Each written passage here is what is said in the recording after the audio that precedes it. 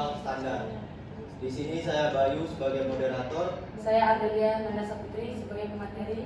Saya Amina Aidin Putri sebagai pemateri. Saya Sarifah Huraira sebagai pemateri. Saya Adelina Saputri Nasution sebagai pemateri. Dan saya Siti Maharani sebagai pemateri. Baik, selanjutnya materi pertama akan disampaikan oleh Ardelia.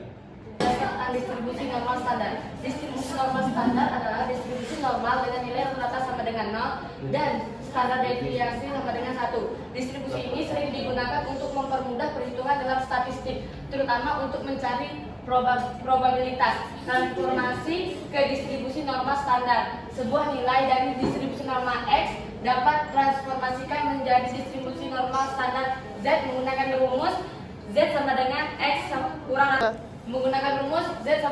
X kurang U per sigma. Nah, di mana Z adalah skor Z yang menggunakan beberapa jumlah nilai X dari mean dalam satuan standar deviasi. Langkah-langkah untuk mencari nilai dalam distribusi normal standar ada satu, standar data Z-score. Untuk mengubah data ke dalam bentuk distribusi normal standar, kita harus menghitung nilai Z-score. Z-score mengukur seberapa banyaknya suatu nilai berbeda dari rata-rata dalam suatu simpangan baku. Yang kedua, mencari nilai probabilitas dengan tabel Z. Setelah mendapatkan Z-score, kita bisa menggunakan tabel distribusi normal standar tabel Z untuk mencari probabilitas atau area di bawah kurva distribusi standar yang terletak di sebelah kiri nilai Z. Yang ketiga, itu menghitung probabilitas. Jika kita ingin mengetahui probabilitas data beberapa di antara dua nilai, kita dapat menghitung Z-score untuk kedua nilai tersebut dan mencari selisih antara dua nilai kumulatif Z yang terhubung dengan Z-score tersebut. Materi selanjutnya akan disampaikan oleh Helvina. Baik, saya akan menjelaskan fungsi manfaat distribusi normal standar. Yang pertama, menstandarisasi data untuk analisis lebih lanjut. Yang kedua, mempermudah perhitungan probabilitas menggunakan tabel Z. Dan yang ketiga, membandingkan data dari distribusi yang berbeda. Berikutnya, ciri-ciri distribusi normal standar. Yang pertama, mean sama dengan 0, titik tengah distribusi berada di angka 0. Yang kedua, simpangan baku sama dengan 1, lebar distribusi standar yang mengukur sebaran data adalah 1. Yang ketiga, distribusi simetris, sebagian besar data berada di dekat nilai rata-rata dan distribusinya simetris. Dan yang keempat, tinggi di tengah, menurun ke kedua sisi, bentuk distribusinya menyerupai lonceng. Berikutnya, penggunaan distribusi normal standar. Yang pertama, statistik deskriptif, menjelaskan pola distribusi data.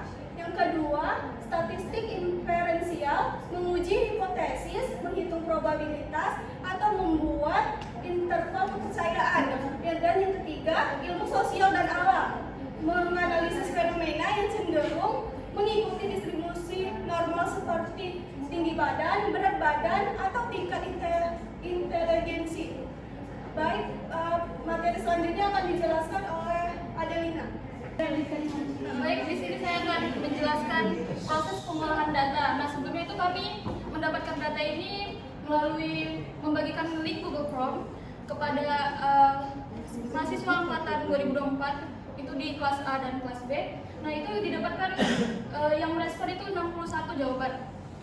Nah, kemudian data yang kami cari itu adalah data asal daerah mahasiswa Prodi Pendidikan Matematika angkatan 24. Nah, dari itu ya. Nah, dari jawaban itu kami mengisi di Google Form itu kota-kotanya ya, seperti kota Tanjung Pinang, kota Batam, Bintan, Lingga, Karimun, Anambas, Natuna, dan lainnya. Nah, bisa dilihat kan berapa persen dari asal-asal daerah tersebut? Oke, sekian dari saya. Selanjutnya akan dijelaskan oleh Sarifah. Pada Sarifah, dipersilakan. Baik, selanjutnya kita akan menentukan distribusi normal standar. Pertama, kita menentukan mean. Di sini kita menentukan mean dan dapat hasilnya 7 625. Selanjutnya standar deviasi. Dan ini hasil standar deviasi. Nah, standar deviasi itu 2,544. Dan langkah ketiga itu menentukan Z-score yang akan dijelaskan oleh Siti. Nah, di sini saya akan menjelaskan tentang Z-score. Setelah dapat nilai tadi, yaitu min rata-ratanya dengan rata-rata U sama dengan 7,625 dan standar deviasi yaitu sama dengan 2,544. Kita dapat menghitung Z-score untuk setiap nilai menggunakan rumus yaitu XI dikurang U per standar deviasi atau sigma. Berikut perhitungan Z-score untuk setiap nilai data. Bisa dilihat pada hasil akhirnya yaitu Z-score. Anambas mendapat nilai min 1,84, Natuna mendapat min 1,03, Tanjung Pinang mendapat nilai 0,94, Batam mendapat 0,15, Bintan mendapat nilai min 0,25, Lingga mendapat nilai 1,34 dan Karimun mendapat nilai min 0,25.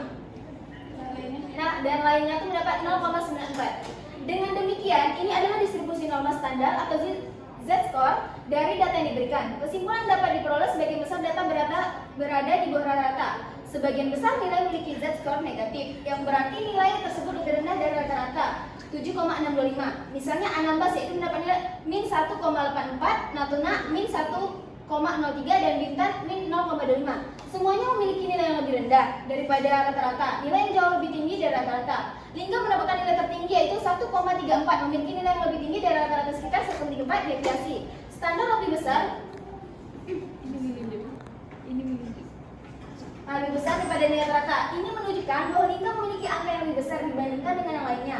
Beberapa nilai mendekati rata-rata. Tanjung Pinang mendapatkan nilai 0,94 dan lainnya mendapatkan nilai 0,94. Yaitu sama, berarti Tanjung Pinang dan lainnya mendapatkan nilai yang sama. Memiliki Z-score positif yang cukup besar, yang menunjukkan bahwa mereka berada di atas rata-rata, tetapi tidak jauh. Artinya, kedua wilayah ini memiliki nilai yang sedikit lebih tinggi daripada rata-rata, tetapi tidak terlalu berbeda. Satu nilai berada sangat dekat dengan rata-rata. Batam mendapatkan nilai 0,18, di mana berada sangat dekat dengan rata-rata, hanya sedikit lebih tinggi, menunjukkan bahwa nilai Batam tidak jauh berbeda dengan nilai rata-rata keseluruhan. Data relatif tersebar. Karena adanya banyak nilai dengan Z-score negatif seperti Anambas dan Natuna dan beberapa nilai dengan Z-score positif seperti Lingga, ini menunjukkan bahwa data cukup tersebar. Beberapa lokasi memiliki nilai jauh. Sekian. Masih ada. Di bawah rata-rata sementara yang lainnya mendekati atau sedikit di atas rata-rata. Interpretasi lebih lanjut. Outlier tidak ada nilai yang sangat jauh dari rata-rata, misalnya Z-score lebih besar dari 2 atau kurang dari min 2, sehingga bisa disimpulkan bahwa tidak ada outlier yang sangat ekstrim dalam data ini. Yang itu selanjutnya ada distribusi. Meskipun tidak ada distribusi yang sepenuhnya normal, karena distribusi ini terdiri dari beberapa nilai yang lebih rendah dan beberapa yang lebih tinggi. Data ini cenderung terpusat di sekitar nilai rata-rata yaitu 7,625 dengan variasi. Secara keseluruhan, data ini menunjukkan bahwa sebagian besar wilayah memiliki nilai yang sedikit lebih rendah dan dari rata-rata. Namun ada beberapa yang cukup tinggi atau dekat dengan rata-rata. Dengan Lingga menjadi wilayah dengan nilai yang paling tinggi di antara semuanya.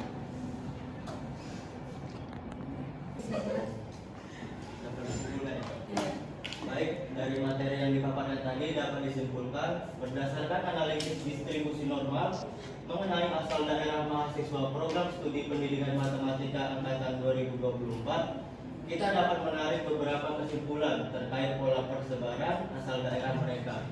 Jika data menunjukkan distribusi normal, ini berarti sebagian besar mahasiswa berasal dari daerah yang merupakan MEAN atau pusat distribusi. Sementara sebagian kecil berasal dari daerah yang jauh dari pusat tersebut. Dengan demikian dapat disimpulkan bahwa terdapat kecenderungan asal daerah mahasiswa yang terpusat di daerah tertentu. Ini bisa menunjukkan bahwa faktor-faktor seperti jarak, aksesibilitas atau popularitas program studi di daerah tertentu memengaruhi jumlah mahasiswa dari daerah tersebut. Sekian presentasi dari kelompok kami akhiri. Wassalamualaikum warahmatullahi wabarakatuh.